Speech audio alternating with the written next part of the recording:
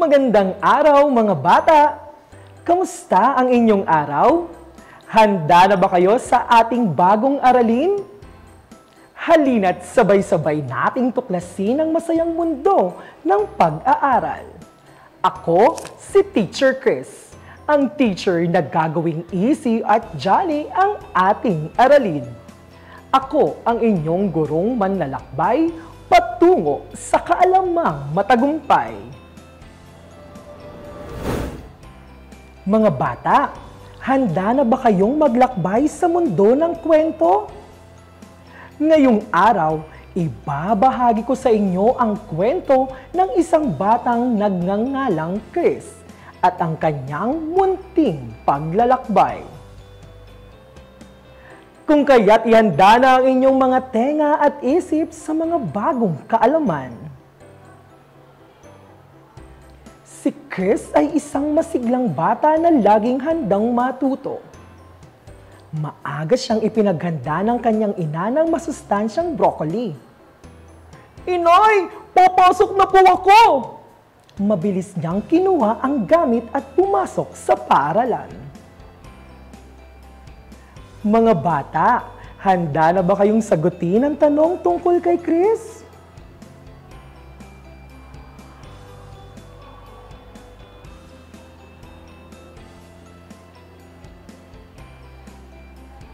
Ano ang pangalan ng bata sa kwento? Tama! Anong pagkain ang inihanda ng kanyang ina para sa kanyang baon sa paaralan? Magaling! Mga bata, basahin natin ang dalawang salita mula sa unang bahagi ng kwento. Pakinggan niyo kung mabuti. Broccoli. Chris. Napakahusay mga bata. Nakikita ko na handa na talaga kayong sumama sa paglalakbay ni Chris. Sa kanyang pagdating sa paaralan, may isang bagay siyang nakalimutang para sa kanyang proyekto sa pagguhit kay Ginang Greta. Mga bata, maaari ba nating tulungan si Chris sa kanyang problema? Ano kaya ang nakalimutan ni Chris dalhin sa paaralan? Narito ang isang clue para mahulaan ninyo. Sagutin ang tanong. Ito ay may iba't ibang kulay na ginagamit sa pagguhit. Ano ito?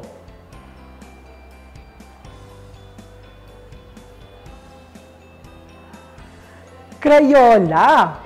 Mahusay! Ipagpatuloy na natin ang kwento. Ala, naiwan ko ang aking Crayola! Kailangan ko itong makuha ng mabilis! Sambit niya. Tumakbo si Chris palabas ng silid-aralan. Pagbaba ng hagdan, muntik na siyang matisod. Naku, bakit may alambre dito sa hagdan? Maaari itong makasakit. Ilagay niya ito kaagad sa tamang lagayan.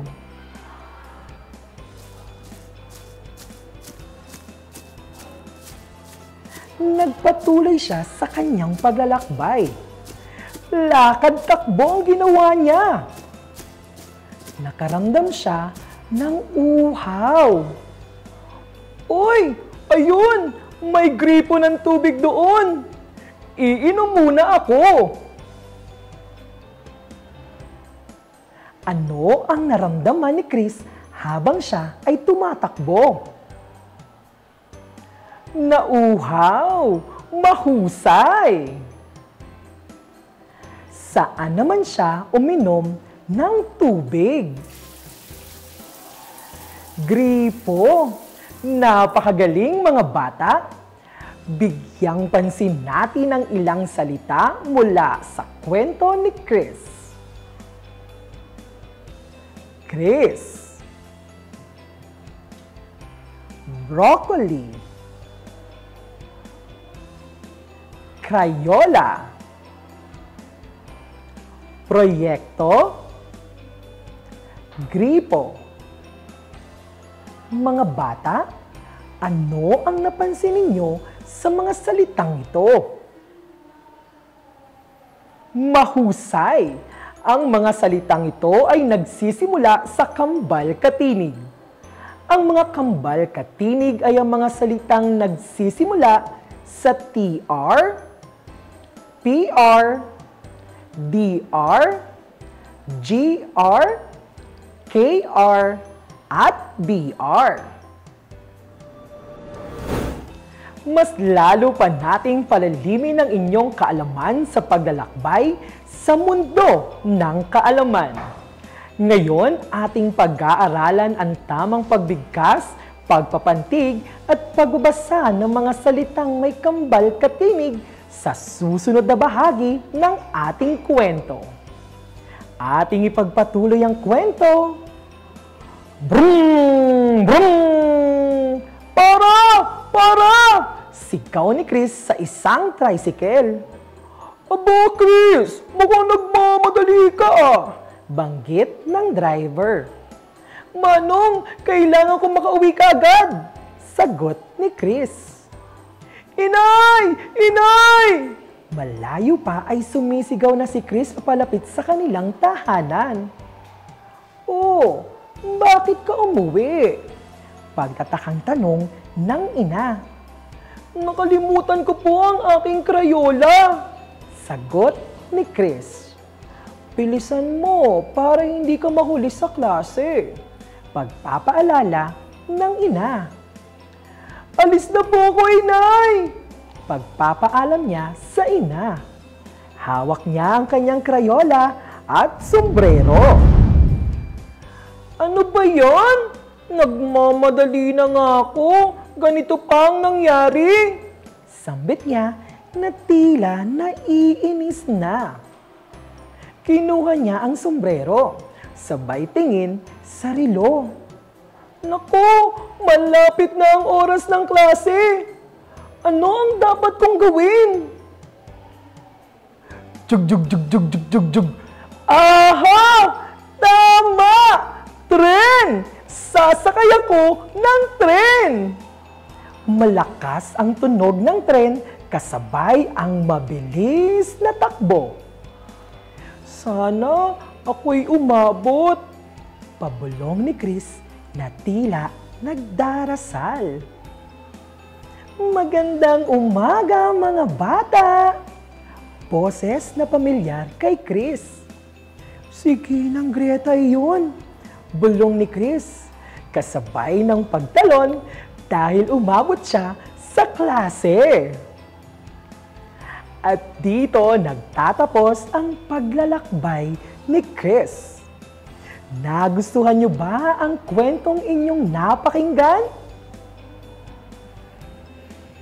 Ngayon, pag-usapan natin ang ilang salitang may kambal-katinig mula sa kwento ni Chris. Tricycle, driver, Crayola, sombrero, at tren. Mga bata, ano ang napansin ninyo sa salitang tricycle, driver, Crayola, sombrero, at tren? Mahusay! Nagsisimula ito sa kambal-katinig na DR, PR, GR, KR, at PR. Babasahin ko ito ng 3 beses. Makinig kayong mabuti. Tricycle. Tricycle. Tricycle. driver, driver, driver. Crayola, crayola, crayola. Sombrero, sombrero, sombrero. Tren, tren, tren. Sa puntong ito ay bibilangin natin ang pantig ng mga kambal-katinig na salita na inyong nadinig. Ilan ang pantig ng salitang tricycle? 3. Magaling! Bilangin nga natin. 1, 2, 3. Ilan ang pantig ng salitang driver? 2. Mahusay! Bilangin nga natin. 1, 2. Ilan naman ang pantig ng salitang crayola? 3. Magaling! Bilangin nga natin. 1, 2, 3. Ilan naman ang pantig ng salitang sombrero? 3 din! Napakahusay! Bilangin nga natin. 1, 2, 3. Ilan ang pantig ng salitang tren? 1. Magaling! Bilangin nga natin. 1. Mahusay! Ako'y natutuwa na nabigkas ninyo ng wasto ang mga tunog na bumubuo sa kambal-katinig. Binabati ko kayo dahil ang kambal-katinig ay inyong natutunan. Mga pagbigkas, pagpapantig, at pagbabasa ay lubos ninyong napagtagumpayan. Araling pinag-usapan sana ay naging happy at jolly. Ako si Teacher Chris, ang inyong gurong manlalakbay patungo sa kaalamang matagumpay. Hanggang sa muling paglalakbay, paalam!